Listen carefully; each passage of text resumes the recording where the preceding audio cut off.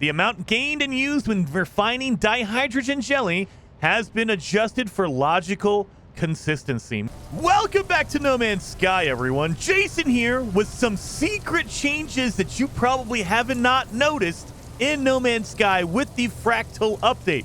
So if you did not know, the Fractal update just came out for No Man's Sky. It did a lot of under the hood stuff. It changed a lot of stuff, but there's some things that people haven't noticed yet, and it changes a lot of the fundamentals. So the first thing I want to show you guys is there is a lot more options in the options menu for No Man's Sky. So you can change a lot of different things. The biggest thing that I think you guys love, I love at least, you can change which hand you hold your multi-tool in. But a lot of people don't realize this changes a lot of the game. So what that means is if you're in third person like I am, when you pull out your multi-tool, the camera zooms in on the right-hand side, like this, right? That way you can kind of see because you're right-handed. But if you change that, you go to your general, you can change it to be left-handed. Now, guess what? Look at this. It zooms in on the left side of the screen because you're left-handed. It changes the whole dynamic of the game. It also changes when you do a shoulder boost, and if you don't know what that is, while you're running, if you melee attack and jump, use your jetpack, you will boost. But look at that. I'm leaning to the left instead of the right because I'm left-handed now. Look at this. It changes the whole dynamic of the game. I mean, at least for me, it looks completely different. And then, I mean, if you don't like it, you can always change it back. So I don't like being left-handed. I can change to be right-handed. Apply those settings. And now you'll do this is the traditional, this is how it's always been, is the right-handed. So there you go. So now you're doing a right-handed jump. Zooms in on the right-hand side. Very, very cool. Something a lot of people won't be messing with or don't even know about, but it could change the game for you, depending on how you play the game. Very, very cool. Another accessibility option you can look at is changing your analysis visor push to scan. This is a whole different dynamic. So right now, if you see something you want to scan, you hover over it and you see how there's question marks on the left-hand side. That means I have not scanned it yet, and I can just hold down the trigger. I can hold down the scan button, and it'll start scanning just like that. And there you go.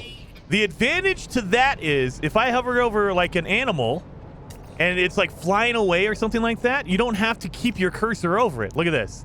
Like this rock. I start scanning and I move. It keeps scanning as long as I'm holding down the button. That's really, really cool. But if you want to, you can change this under accessibility. Go down here, analysis visor, push to scan disabled. That means if I hover over anything, it will scan it. So let's see if there's anything I can scan that's around here. There should be some plants. I purposely landed on a planet that I haven't been to yet. So, let's land over here. So this plant right here. Oh, maybe not. This one, that one, this one. Oh, God. I've scanned everything here because I was testing. Oh, no. I need to find something I need to scan. Enhance. Just print the damn thing. Where was it? There it is, that rock right there. You see that?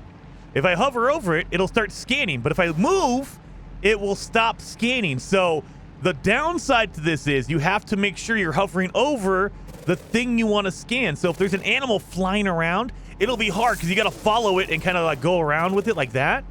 I mean, there is a backup to that. You still can use the button. So there you go. See how it still kept scanning? I held down the button. So it's not disabled. It's just saying, hey, look, you can just hover over it if you want to. You don't have to, but you can, and there's another option for it. So you can still use the scanning button if you'd like. I don't know. It's not a good thing. Like, in my opinion, it's not a big, not a good change, but it is a change for people who don't want to spend the time, like sitting over there or whatever. You don't want to push another button. You just want to look at something and scan. There you go. Boom. It just hovers. As soon as you hover over it, it'll scan it for you. Done. So that is a really cool option. So I like to keep mine off. You could do it whatever you want, however you'd like it. The other thing is hazard effects. A lot of people don't like it, like when you're like when you have a whole bunch of radiation going on. Like if I get rid of all my stuff, like as you're collecting more radiation or whatever, any environmental effect on your character, you'll see the edges of the screen start turning different colors. Like with radiation, it'll start turning yellow on the edge of the screens. And so it kind of ruins the moment, if you will. So you don't like that. What you can do is go to accessibility. Hazard effects, you could turn this up if you want to. So, and the cool thing is over on the right-hand side of the screen, you see it says default value is 100%. So that's the default. If you want to go to the default, that's 100%. Or if you want it more extreme, go up to 130. So now it's going to be way more prevalent. So when you're running around and you start getting poisoned and stuff, all right, there you go. So your screen will do this whenever you're like this one, for instance, is toxic. That's why it's green. But if you're getting radiation, it'll be yellow. If you're getting too cold, frozen, it'll be blue. If you are too hot, it'll be red. But yeah, your screen will look like this. And you're like, dude, I can't play like this. This is ridiculous. Look at this, right? You can't see anything. All you have to do is go into your options, go to accessibility, come over here to your hazard effects, turn this thing down. That way you don't have to worry about it blinding you or blocking your view. So let's apply. And so now look at that. Boom. It still's there. It's a little bit more faint, but way, way, way better than it was before. Like it's only on the outer edges right now. Whereas with it up to 130%, it is crazy. Like, let me show you one more time how crazy this can get. Apply that. And yeah, look at my whole, wait a minute. Oh, there it goes. Okay, it took a second to come on in here. But yeah, there you go. Look at that green. That is so gross and terrible. Look at that. So yeah, definitely go into your, I mean, for me anyway, I'm turning this thing down. I mean, I appreciate it. They want to show you that, hey, you're getting poisoned. You need to do something about that. But I don't need to be told that hard that I'm being poisoned or whatever happens to be the case. Now, the last thing I want to show you guys is they fixed refiners in a really good way and a very bad way. So the first thing is bug fixes. This is the patch notes from the Fractal update. The networking system for persistent interactions has been rewritten for increased stability and robustness. This fix addresses a number of issues that could cause the save state of objects such as refiners to be reset upon entering or leaving a multiplayer session. So I don't know about you guys, but I remember we used to have problems if you were in multiplayer, you would be totally screwed. Like if you went in and out of multiplayer, you would lose your items in your refiners. They would just disappear, right? They fixed that. The other thing they've added is there's actually an accessibility option in your network settings. So go to your network settings. And down here, you can actually choose who can access your refiner.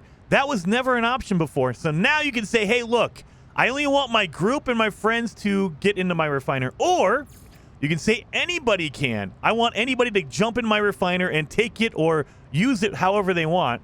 Or nobody. I don't want anybody messing with my refiners at all. You can actually turn that off, which is really awesome.